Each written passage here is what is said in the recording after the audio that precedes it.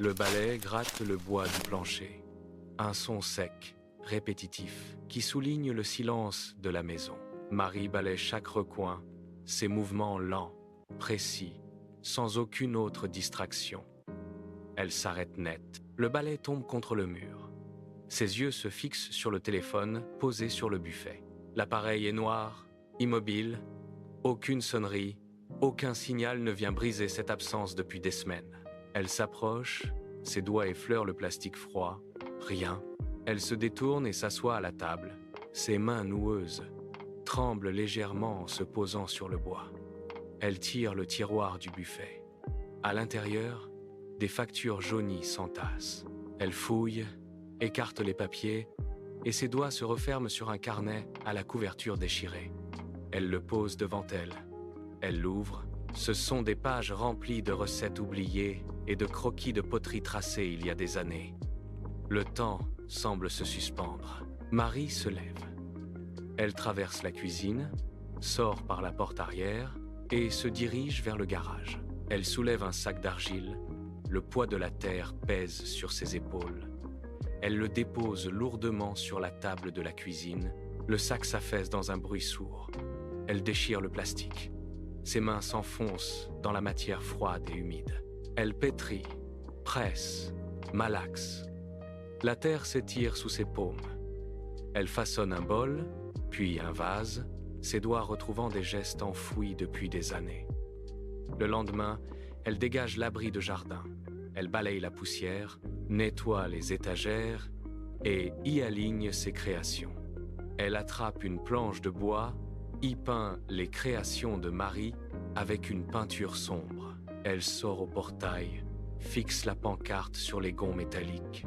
Le silence de la maison est désormais rythmé par le bruit des outils. Chaque matin, elle travaille la terre.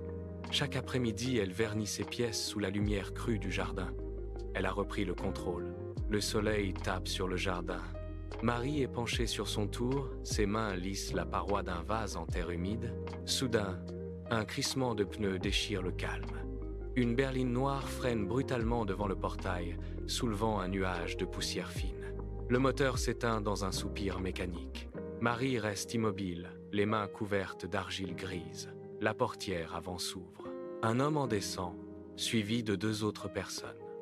Ils hésitent, scrutant le jardin avec une raideur visible. Ils s'avancent sur le chemin de terre. Leurs pas sont incertains, trop prudents. La terre meuble du jardin s'accroche à leurs semelles lisses. Ils s'arrêtent à quelques mètres de l'atelier. Leur regard balaye les étagères remplies de poterie, puis se pose sur Marie. Il y a un silence pesant, seulement troublé par le souffle du vent dans les feuilles. Ils sont là, immobiles, les épaules basses. Marie ne quitte pas son tour des yeux.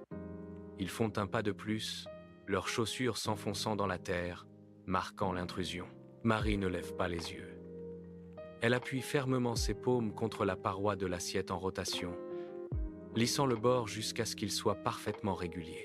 Elle retire son pied de la pédale. Le tour ralentit, puis s'arrête. Elle se tourne enfin vers eux. Ses enfants restent sur le seuil, les mains serrées devant eux, le regard fixé sur le sol. L'un d'eux prend la parole. Sa voix est basse, hachée par les hésitations. Il énumère les mois de silence, les regrets accumulés, les excuses qui s'entrechoquent dans l'air immobile. Marie écoute. Elle ne fronce pas les sourcils. Elle ne détourne pas le regard. Elle se lève, essuie ses mains chargées de terre sur son tablier et leur fait un signe de tête vers la table. Elle va chercher la théière, verse le liquide fumant dans 3 tasses. Elle les pose sur la table, devant eux. Marie ne pose aucune question. Elle les regarde tour à tour, un bref instant. Puis, elle se détourne. Elle revient vers son tour. Le tour reprend sa rotation. Marie plonge ses mains dans la terre, ses doigts agiles modelant une forme nouvelle avec une assurance retrouvée.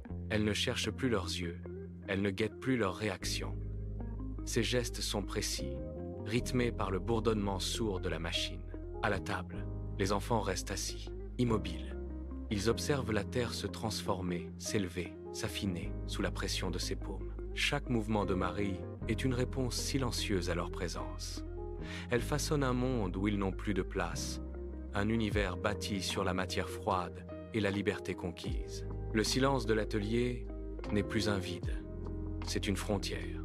Elle lisse une courbe, ajuste une paroi, totalement absorbée par la naissance de cette pièce. Ces enfants ne sont plus que des spectateurs d'une vie qu'ils ne peuvent plus atteindre. Marie, elle, ne regarde que l'argile, chaque empreinte de ses doigts marquant la preuve irréfutable de son indépendance.